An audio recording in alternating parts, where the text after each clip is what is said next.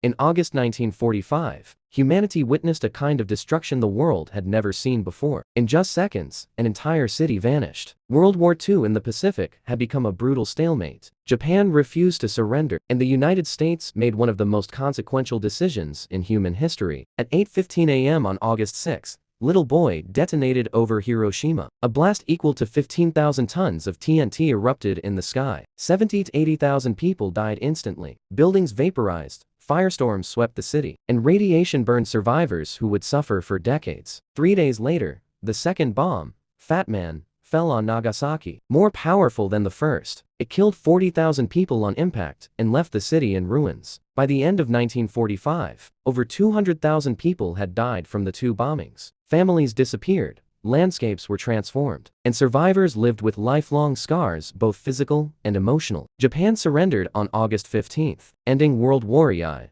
but the world was left with a terrifying realization. Humanity now possessed the power to destroy itself. These two explosions sparked debates about morality, military necessity, and global security that still continue today. And more than 75 years later, Hiroshima and Nagasaki remain haunting reminders of what happens when war crosses the final line. On the night of December to end, 1984, the city of Bhopal, India, went to sleep as usual, not knowing that within hours, thousands would be dead. At the Union Carbide pesticide plant, water accidentally entered a tank containing methyl isocyanate, a highly toxic chemical. Inside the tank, pressure began to rise. Alarms sounded, but workers were told to ignore them. Just after midnight, the tank burst. A massive cloud of poisonous gas rolled over the sleeping city. People woke up coughing, choking, their eyes burning, unable to breathe. Many collapsed in the streets as they tried to escape. Within the first few hours, more than 3,000 people were dead. Animals fell where they stood. Entire families never made it out of their homes. Hospitals were overwhelmed. Doctors helpless as victims flooded in with burning lungs and failing organs. Over the next few days, the death toll kept rising. Up to 15,000 people would die from the leak and its aftermath. 500,000 were exposed. Many survivors suffered long-term effects: respiratory damage, blindness, birth defects, and chronic illnesses that lasted generations. Investigations revealed shocking negligence, broken safety systems, cost-cutting, poor maintenance, and ignored warnings. The company executives faced global criticism, but accountability remained limited. The Bhopal Gas Tragedy forced countries worldwide to rethink industrial safety and hazardous chemical storage. But for the people of Bhopal, the scars never healed. Even today, nearly 4 decades later, the disaster stands as a haunting symbol of what happens when corporate responsibility fails, and when human lives are treated as expendable. On March 11, 2011, a massive 9.0 earthquake struck off the coast of Japan. Minutes later, a towering tsunami slammed into the Fukushima Daiichi nuclear power plant and triggered a nuclear crisis no one was prepared for. The reactors shut down automatically after the quake, but the tsunami flooded backup generators, cutting all power to the cooling systems. Without cooling, reactor temperatures began rising rapidly. Within hours, fuel rods overheated. Hydrogen built up inside the reactor buildings. Then a series of explosions tore through the plant, sending radioactive material into the air. More than 150,000 people were forced to evacuate. Entire towns were abandoned overnight. Families fled with only what they could carry,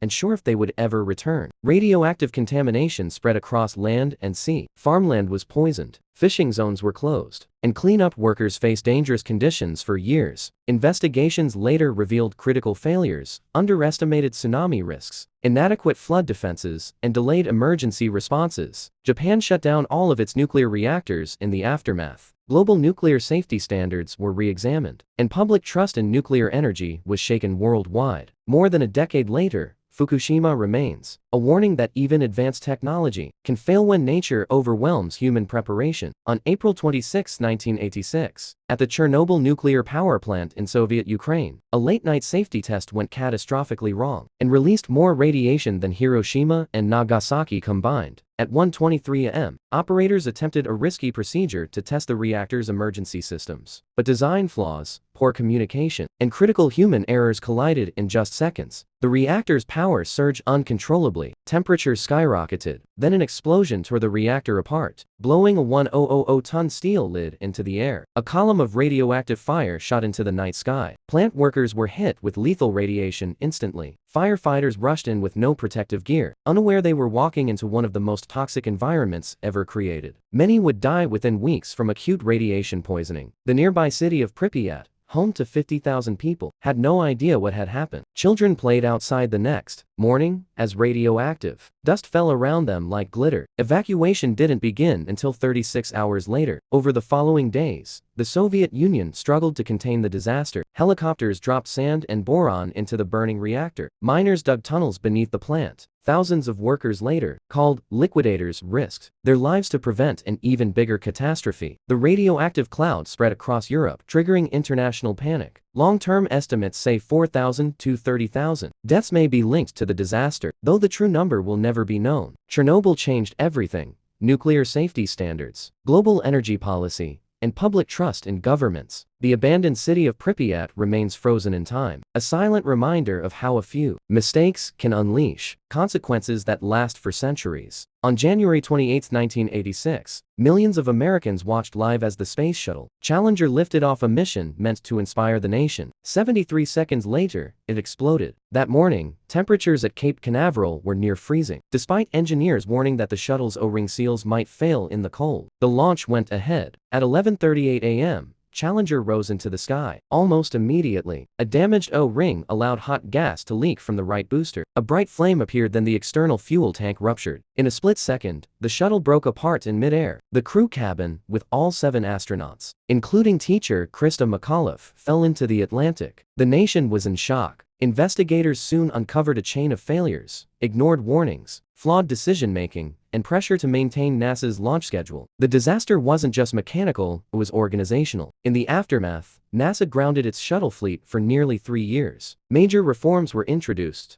stricter engineering oversight, improved communication, and a complete redesign of the O-ring system. The Challenger crew is remembered as pioneers who pushed the boundaries of exploration, and whose loss forever changed how NASA approaches risk. On April 14, 1912, the RMS Titanic was sailing confidently through the North Atlantic, hailed as unsinkable, the greatest ship ever built. Late that night, warnings of icebergs flooded the radio room, but the Titanic kept moving at near full speed. At 11:40 p.m., outspotted an iceberg directly ahead. The ship turned, but it was too late. The iceberg ripped along the starboard side, puncturing 6 watertight compartments. Titanic was designed to survive for flooded sections. 6 sealed its fate. Water poured in. The ship's bow dipped lower with every passing minute. Passengers were told there was no danger, while lifeboats sat largely empty. There were lifeboats for only half the people on board. As panic spread, class divisions became deadly. First-class passengers reached the decks quickly. Many in third class were trapped below. At 2:20 a.m., just 2 hours and 40 minutes after impact, the Titanic broke apart and disappeared beneath the freezing Atlantic. Over 1,500 people died. Most never reached a lifeboat. Many froze to death in the icy water within minutes. The disaster shocked the world. It exposed deadly overconfidence, poor safety standards, and ignored warnings. Titanic changed maritime law: forever mandatory lifeboats, 24-hour radio watches, and international ice patrols. More than a century later, the wreck still lies on the ocean floor, a silent reminder that nature does not care about human ambition.